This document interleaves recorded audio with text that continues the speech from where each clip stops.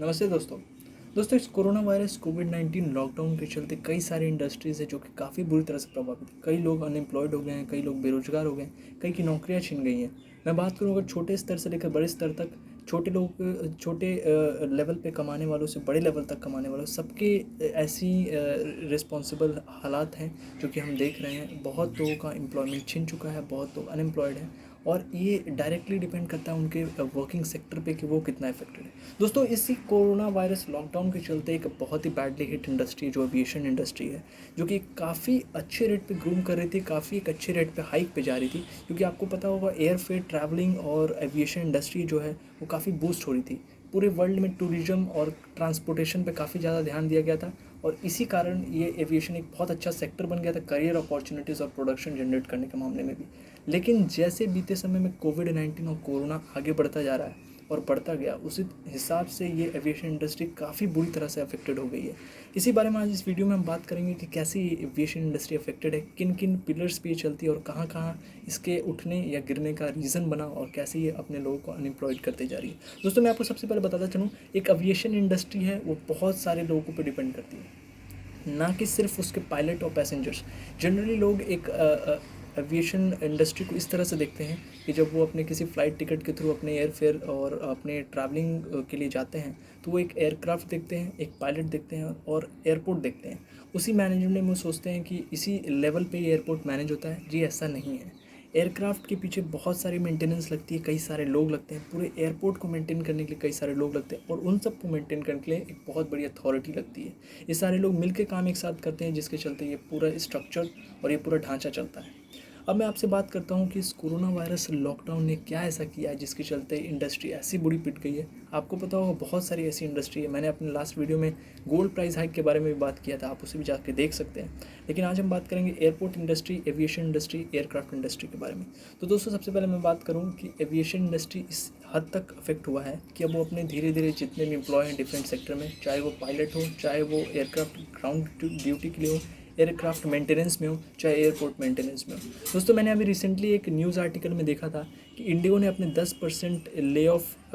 अपने 10% एम्प्लॉयज़ को lay off कर दिया जस्ट बिकॉज ऑफ दिस कि उनके पास अब कैश रिजर्व नहीं बचा है, क्योंकि उनके डिफरेंट सेक्टर्स पे जो फ़्लाइट चलती थी वो अब नहीं हो रही हैं। अब जो इंडस्ट्रियल एक्सपर्ट का कहना है कि जो इंडस्ट्री अभी चल रही है वो जस्ट बिकॉज कि जो उनके पास कैश रिजर्व्स है और जो कार्गो फैसिलिटीज़ वो रेगुलेट कर रहे हैं उसी पे उनका इनकम हो रहा है और उसी के चलते कंपनीज चल रही है। दोस्तों ऐसा ही होता है धीरे धीरे जब किसी कंपनी के बैंकरप्सी की तरफ बढ़ने का, और यही होता है। बस बात यह है कि यहाँ एक अकेली कंपनी ने यहाँ पूरा का पूरा एक स्ट्रक्चर जो है वो कोलैप्स होने के नतीजे पे, वो कोलैप्स होने के वर्ज पे है। एयरफेयर इंडस्ट्री की बात की जाए तो इंटरनेशनल एयर ट्रांसपोर्ट एसोसिएशन का कहना है कि बीते कुछ महीने में जब से ये लॉकडाउन लगा है तब से 113 बिलियन यूएस डॉलर का घाटा लग चुका है पूरे एविएशन इंडस्ट्री में, पूरे वर्ल्ड में। जहाँ तक बात की जाए दोस्तों तो 30% तक के जो टिकट्स है उनकी बुकिंग में कमी देखी गई बीते अप्रैल से जून तक के टाइम में, जिसके चलते 20 to 30% तक के एयरफेयर ड्रॉप्स भी देखे गए हैं। एयरफेयर ड्रॉप्स मतलब जो प्राइसिंग जो चलती थी एयरक्राफ्ट की, जो एयर सेक्टर्स एयर रूट पे जो प्राइसिंग चलती थी वो काफ़ी कम हो गई है। 20 to 30% में एक सेक्टर जो कि हाईली डिमांडेड होता था अब वहाँ उतना डिमांड नहीं है, उतने रश नहीं है, तो उसका दाम कम कर दिया गया है। साथ ही साथ ये भी देखा जाता है कि कैश रिजर्व्स जो कंपनीज़ की वो धीरे धीरे कम होती जा रही हैं, क्योंकि जाहिर सी बात है कि अब उतने सेक्टर्स जो है कंपनी फ्लाई नहीं कर पा रही है। जिस डेस्टिनेशन पे एक दिन में 12 से 15 फ़्लाइटें जाती थी अब वहाँ मुश्किल से 2 फ़्लाइटें भी जा रही हैं कि नहीं जा रही है, ये भी कहना मुश्किल है, जिसके कारण कैश रिजर्व जो है वो धीरे धीरे कम होता चला जा रहा है। आगे अगर हम बात करें दोस्तों तो ट्रैफिक जो जनरेट करते हैं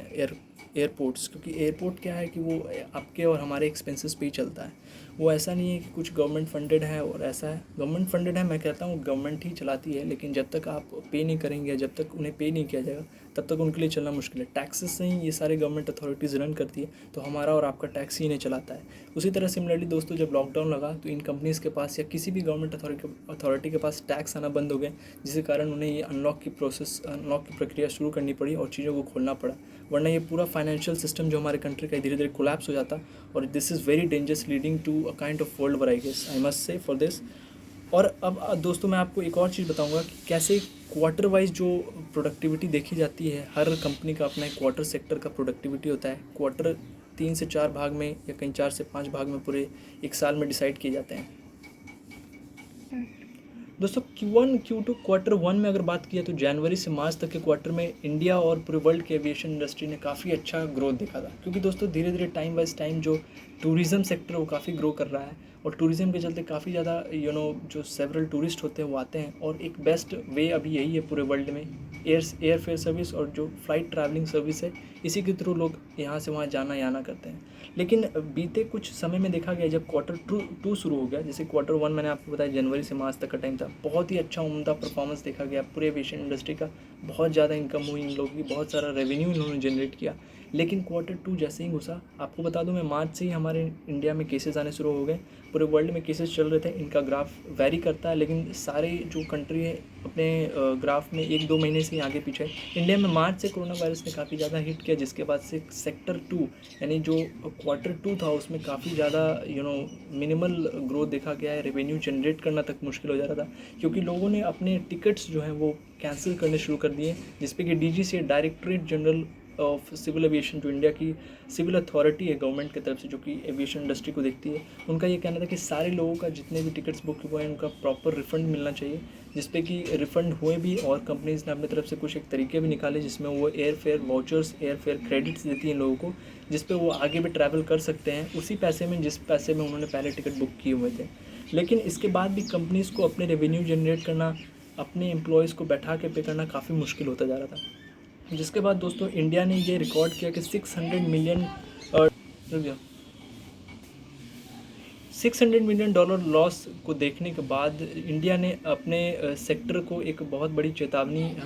जारी कर दी कि वो अपने एम्प्लॉयज़ को, पूरे एविएशन सेक्टर से ये ईमेल और ये सर्कुलर चला गया कि जितने भी एम्प्लॉयज़ इस एविएशन इंडस्ट्री में, जितने डिफरेंट एयरलाइन से, उन्होंने कह दिया आप पे ऑफ लीव ले सकते हैं, मतलब आप एक लीव ले सकते हैं 2 से 4 महीने, 4 से 6 महीने का, जब तक ये कोविड का पूरा सीन चल रहा है, विदाउट पे ऑफ। लेकिन ये काफ़ी मुश्किल है दोस्तों, आप सोच सकते हैं कि without pay of this is very difficult to run any family, मतलब आप किसी भी फैमिली में ये पॉसिबल नहीं है कि आप बिना पैसे के काम पे भी हो और आप छुट्टी पे हो। तो इसी के बाद दोस्तों गवर्नमेंट ने 1.6 बिलियन का एक रिकवरी पैकेज भी जारी किया था, जो कि आपने PM प्रधानमंत्री मोदी के किसी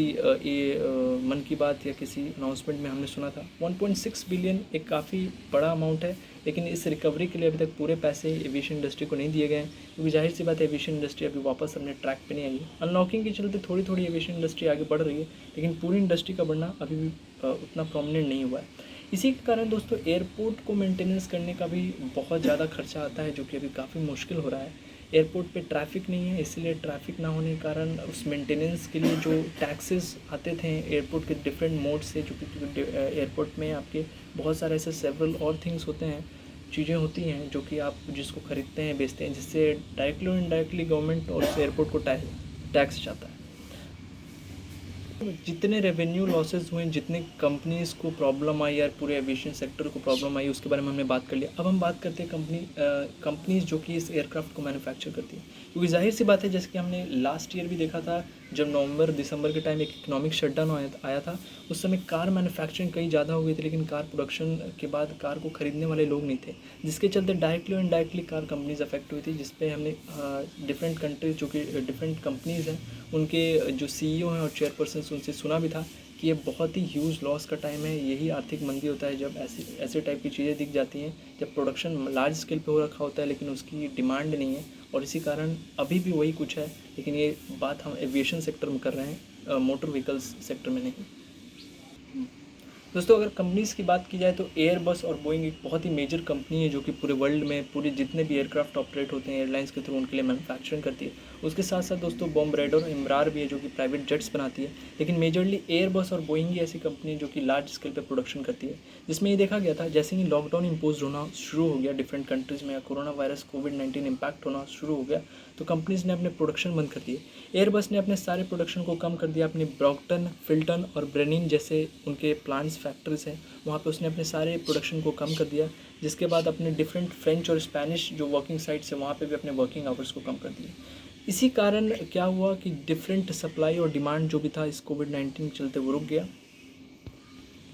साथ ही साथ दोस्तों एयरबस ने अपने कई सारे ऑर्डर्स को भी कम कर दिया, क्योंकि जितने ऑर्डर्स उसने ले रखे थे वही अभी जाने में उन्हें प्रॉब्लम हो रहा था, मतलब जिस लॉकडाउन के चलते डिलीवरी और एक्सपोर्ट में काफ़ी दिक्कतें आ रही थी, तो जितने ऑर्डर्स उन्हें मिले हुए थे उस पर काम के अलावा उसने अपना एक्स्ट्रा प्रोडक्शन को काफ़ी रोक दिया, जिससे पता चलता है उसने अपने A220 एयरक्राफ्ट, जो एयरबस का एक एयरक्राफ्ट टाइप है A220, उसके 4 एयरक्राफ्ट कम कर दिए। एक महीने की मैं बात कर रहा हूँ, जितने एक महीने में लोग प्रोड्यूस करते हैं। 40 A320 एयरक्राफ्ट रोक दिए, 2 A330 एयरक्राफ्ट रोक दिए, 6 A350 एयरक्राफ्ट रोक दिए, और कंपनीज़ का कहना है कि वो A380 जो कि अभी तक लार्जेस्ट एयरक्राफ्ट पैसेंजर कैरियर है, अभी तक का सबसे बड़ा एयरक्राफ्ट पैसेंजर कैरियर A380 है, जो कि एयरबस से मैन्युफैक्चर करता है, उसकी कंप्लीट प्रोसेसिंग मैन्युफैक्चरिंग को हॉल्ट कर दिया गया फॉर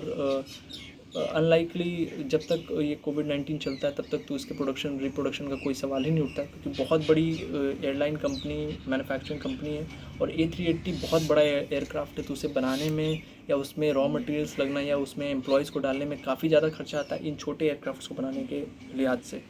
60 ऐसे एयरक्राफ्ट थे जो कि डिलीवर नहीं हो सके एयरबस के थ्रू, क्योंकि इस लॉकडाउन इम्पोजिशन के चलते एयरक्राफ्ट जो डिलीवरी उसमें प्रॉब्लम आई, इंटरनेशनल बाउंड्रीज रिस्ट्रिक्ट हो गए। सारे कंपनीज़ और सारे कंट्रीज़ ने अपने अपने तरीके से रूल बना दिया, और जिस कंट्रीज़ में इस इंटरनेशनल बाउंड्रीज़ का कुछ वैसा इशू नहीं था, वहाँ एयरबस ने अपने जो भी पेंडिंग डिलीवरीज उसको दिए, बाकी डिलीवरी जो थे वो रिस्ट्रिक्ट होकर रह गए। दोस्तों, अब बात की जाए बोइंग के बारे में, तो बोइंग ऑलरेडी लास्ट ईयर से ही परेशान है। जब इथोपियन एयरलाइन और लायन एयरलाइन के क्रैश हुए थे, तो उसमें यूज़ होने वाले एयरक्राफ्ट बोइंग के ही थे। बोइंग 73 मैक्स जो एयरक्राफ्ट था वही यूज़ हुआ था इनमें, लेकिन उसके ग्राउंडेड के बाद से ही बोइंग जो है वो काफ़ी ज़्यादा परेशान थे, क्योंकि पूरे ग्लोबल लेवल पे उसके जो लार्ज नंबर के मैन्युफैक्चर्ड एयरक्राफ्ट इनको ग्राउंड कर दिया गया। इस कोविड-19 के आते आते उसकी परेशानियां और बढ़ गई, जब उसके प्रोडक्शन लाइन को हॉल्ट करना पड़ा और कई सारे एम्प्लॉयज़ को ले ऑफ करना पड़ा था। दोस्तों, मैं आपको बताता चलूँ, 2 फरवरी 2020 में उसने अपने कई सारे एम्प्लॉय को ले ऑफ कर दिया, क्योंकि उन्हें एक भी ऑर्डर नहीं मिला था। जिसके बाद हमें देखा गया कि सस्पेंडेड जो भी उसके प्लांट थे, वाशिंगटन, फुगेट और साउथ कैरोलिना में बोइंग के सबसे बड़े प्लांट्स लगे हुए हैं, उन सारे प्लांट से भी एम्प्लॉय को ले ऑफ किया गया और सारे प्रोडक्शन लाइन को हॉल्ट कर दिया गया। 21 अप्रैल को एक स्ट्रक्चरल बिजनेस प्लान बोइंग ने निकाला ताकि वो इस कोविड-19 में अपने बिजनेस को रन कर सके, लेकिन उसके बाद भी वो प्लान उतना चल नहीं पाया, और 28 मई को उन्हें अपने 12,000 एम्प्लॉयज़ को परमानेंटली ले ऑफ करना पड़ा, क्योंकि जाहिर सी बात है ये लंबा चलता जा रहा है, लॉकडाउन, एक कोरोना वायरस कोविड-19 लंबा जा रहा है, कोई नहीं जानता कि कब तक चलेगा, इसलिए बैठा के किसी को खिलाना या फिर विदाउट वर्किंग पे ऑफ करना कैश रिजर्व पर डायरेक्टली अफेक्ट कर रहा था और कंपनी से घाटे में जा सकती है। दोस्तों, इसके बाद हम बात करते हैं एयरपोर्ट के बारे में। एयरपोर्ट में दोस्तों, international council of airport transportation ने ये कहा कि 95% फॉल देखी गई है मिड अप्रैल में, just because of this covid and international boundary restriction के चलते। और 95% फॉल एक काफ़ी ज़्यादा रेट होता है, क्योंकि एक एयरपोर्ट का, जैसे मैंने आपको बताया, टैक्सेस पे ही पूरे एयरपोर्ट चलते हैं, पूरा एविएशन सिस्टम चलता है, लेकिन 95% फॉल देखी गई थी एयरपोर्ट्स पे, जो कि जनरली इससे कई ज़्यादा होती है। टूरिज़्म इंडस्ट्री हाइक कर रहा है, पूरे कार्गो ट्रांसपोर्टेशन हाइक कर रहा है। जैसा कि मैंने आपको कहा, एयर फेयर और एयर ट्रैवलिंग वे एक बेस्ट मेथड है आज के टाइम में किसी भी जगह जाने का, किसी भी काम को करने का। तो इसके चलते एयरपोर्ट भी काफ़ी ज़्यादा बैडली इम्पैक्टेड है। दोस्तों, इन सब चीज़ों को देख के आप ये अंदाज़ा लगा सकते हैं कि ऐसी इंडस्ट्रीज़ कई सारी हैं, लेकिन मैंने सिर्फ एक एविएशन इंडस्ट्री की बात कही है। आप जिस इंडस्ट्री में होंगे, जाहिर सी बात है उसमें भी थोड़ा बहुत ऊपर नीचे, अगर आप गवर्नमेंट सेक्टर में हैं तो वहाँ भी प्रॉब्लम आई होगी, लेकिन प्राइवेट सेक्टर्स को काफ़ी ज़्यादा हिट हुआ है, जिसके बाद रिकवरी करने के लिए गवर्नमेंट ने 20 बिलियन का पैकेज जो है जनरेट किया था लास्ट मंथ। लेकिन इस पैकेज से भी कुछ खासा असर देखने को नहीं मिल रहा है, जब तक ये अनलॉकिंग की प्रक्रिया शुरू नहीं हो जाएगी वापस से, जब तक ये corona virus proper lockdown settle नहीं हो जाएगा, तब तक रीजनरेट करना काफ़ी मुश्किल है। डायरेक्टली ये सारे कंपनीज़ के कैश रिजर्व को अफेक्ट करता है, डायरेक्टली उनके शेयर को अफेक्ट करता है, डायरेक्टली हमारे मार्केट को अफेक्ट करता है। So thank you for watching this video. अगर आपको अच्छा लगा तो do like and share and subscribe this video. Thank you.